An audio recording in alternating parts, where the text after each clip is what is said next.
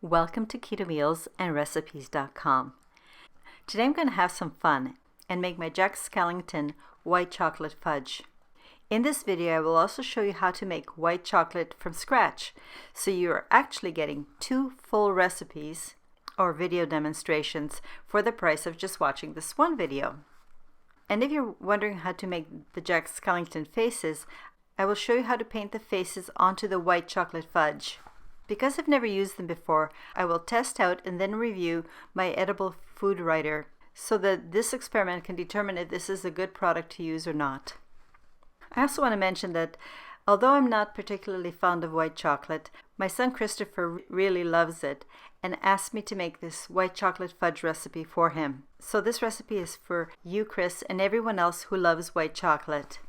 I thought now was a great time to make this recipe because the white chocolate fudge is a tasty and versatile treat and also an ingredient for other recipes. And most importantly for this video, the white chocolate fudge makes a great canvas for these fun Halloween treats. I think Jack would actually approve of this recipe, don't you? The macronutrient ratio for each white fudge serving is an outstanding 24.4 to 1, with 0.8 grams of total and net carbs since there is no dietary fiber. When making this recipe, the first thing you have to do is to make my sugar-free sweetened condensed milk, because you'll need 1 cup of it. If you've made this ahead of time and stored it in the fridge, just remelt it and then set it aside. Or if you don't have any sugar-free sweetened condensed milk prepared, you'll first need to make a batch. There are only 4 ingredients for the sugar-free sweetened condensed milk, and it only takes about 20 to 30 minutes, and you don't have to chill it at all. So this will make an easy first step.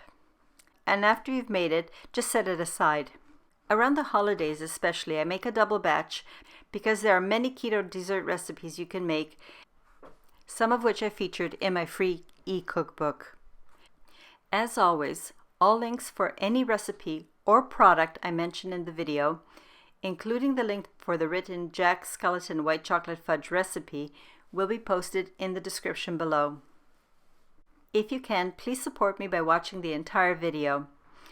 Throughout the video, I also give you other suggestions and interesting facts and helpful hints. As I mentioned, this video has a bonus recipe. You can make my sugar-free keto white chocolate, which is very easy to make, and you start with the organic cacao butter. It's always a good idea to chop up the big chunks to make it easier to melt. Now, to a small pot, add about 1 inch or 2.5 centimeters of water and heat the water until it's simmering lightly. Then place a bowl over the simmering water, making sure it forms a good seal and that the water is not touching the bottom of the bowl, because what you want is for the steam to melt the cocoa butter, not the hot water. Then place the cacao solids into the bowl and heat until almost all of the cacao has melted.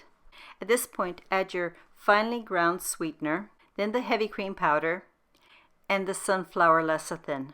Stir to combine all the ingredients and cook over medium-low heat until the cacao butter and the sweetener are well integrated, and if you rub it between your 2 fingers, there's no grittiness.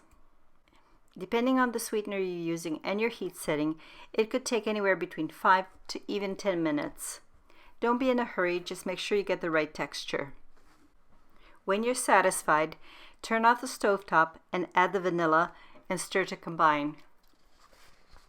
I'm going to let my white chocolate rest for a few minutes before I pour it into the sweetened condensed milk. And as it's resting, you should stir from time to time. You don't have to cool this completely. You just want to give it a rest of 5 to 10 minutes. This is all there is to making white chocolate. And you could make the white chocolate by using molds such as these to make white chocolate bars, nibs, or seasonally appropriate shaped candies. Because I'm making the white chocolate fudge, I will be using the entire batch of the white chocolate. The next step is to simply pour the white chocolate mixture into the pan with the liquid sugar-free sweetened condensed milk. Stir extremely well to combine. Then place your pot back onto the stovetop and cook over low heat for about 5 minutes, but you have to stir continuously.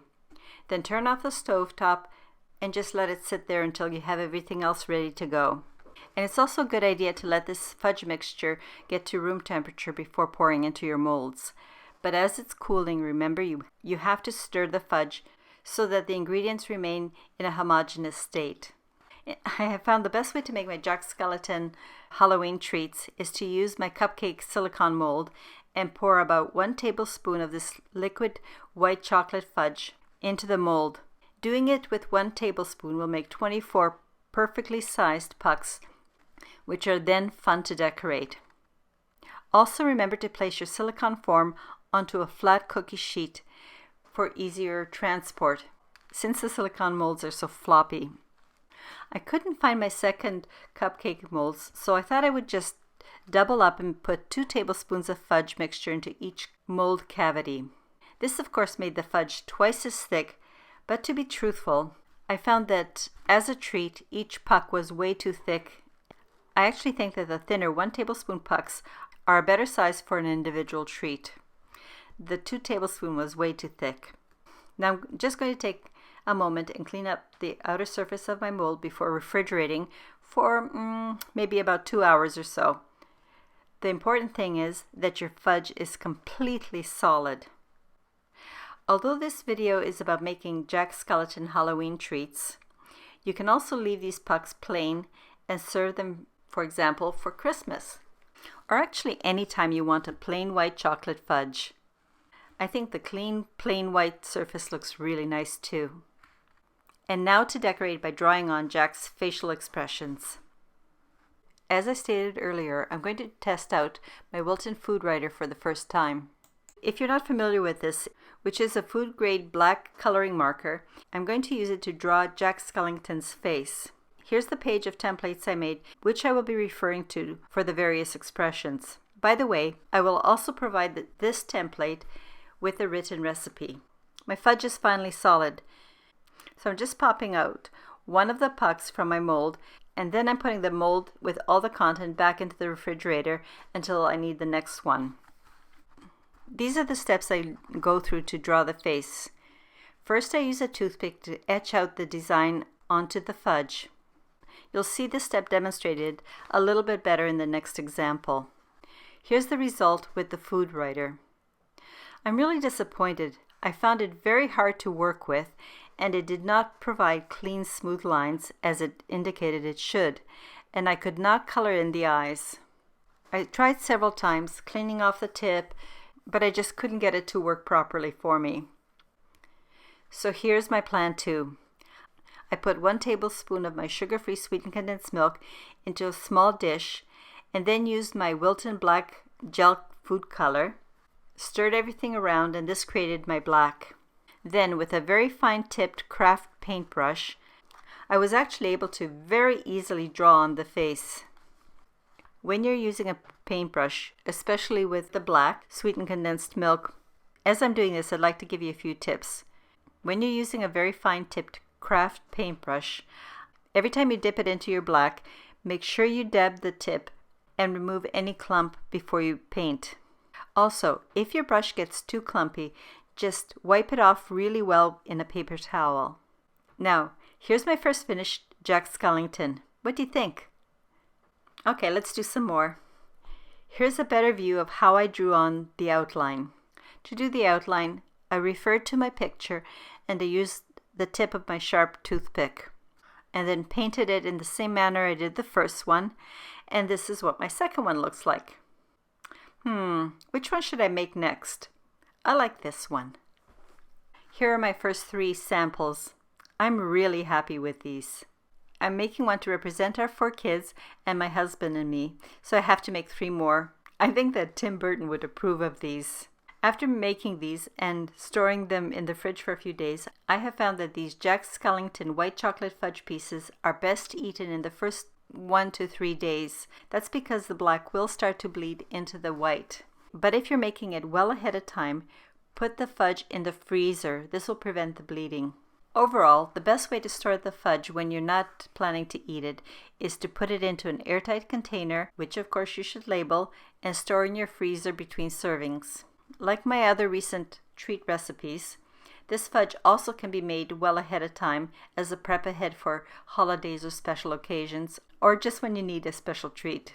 I hope you will enjoy this white chocolate fudge and the white chocolate recipes. And to everyone, happy Halloween. Thank you very much for watching my video.